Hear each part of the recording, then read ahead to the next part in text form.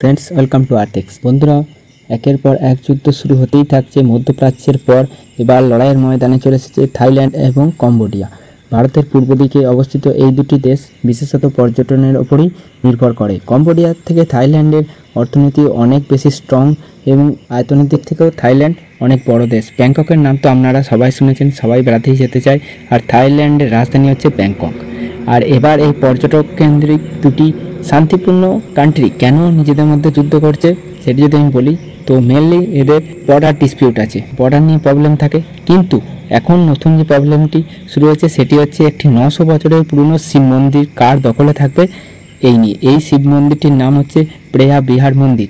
এটি শিবের মন্দির, কিন্তু এই দুটি বৌদ্ধিস্ট কান্ট্রি এই জন্য এই মন্দিরটির দখল নিয়ে লড়াই করছে, কারণ এই দুটো দেশের নাগরিকই চায় যে এই মন্দিরটি তাদের দেশের অন্তর্ভুক্ত থাকুক। কম্বোডিয়া প্রথম কিছু অ্যাটাক চালায় থাইল্যান্ডের ওপর। তারপর থাইল্যান্ড F-16 বিমান নিয়ে অ্যাটাকে নেমে পড়েছে। F-16 হচ্ছে আমেরিকার যুদ্ধ বিমান এবং আমেরিকার পরামর্শ নিয়েই তারা যুদ্ধে নেমেছে। আমি এখানে একটা কথা বলে রাখি যে থাইল্যান্ড হচ্ছে আমেরিকান এবং সমস্ত ওয়েস্টার্ন কান্ট্রির নিকটবর্তী দেশ। অ্যাকচুয়ালি আমেরিকা ব্যাক করে থাইল্যান্ডকে। অন্যদিকে কম্বোডিয়া হচ্ছে পুরোপুরি চীনের আন্ডারে থাকা একটি দেশ এবং চীনের ডেট ড্রাফটেও ফেসে গেছে। এদের মিলিটারিকে রীতিমতো পাকিস্তান মিলিটারিও সহায়তা করে এবং ট্রেনিং প্রোভাইড করে। তাই এটি হচ্ছে চায়না এবং ইউএসের একটি প্রক্সি ওয়ারের গ্রাউন্ডও তৈরি হয়েছে। এখানে আমি বলে রাখি, কম্বোডিয়ার দানগ্রেক পাহাড়ে অবস্থিত 900 বছরের পুরনো প্রেয়া বিহার মন্দির। এই শিবের মন্দির খামের রাজত্বে তা তৈরি হয়েছে। শুধুমাত্র কম্বোডিয়ার বাসিন্দারাই নয়, থাইল্যান্ডের মানুষেরাও এই মন্দিরে পুজো করতে আসেন। সেই মন্দির থেকেই আবার 95 কিলোমিটার দূরে রয়েছে মন থম মন্দির। 1200 শতকে এই শিবের মন্দিরটি তৈরি হয়েছিল।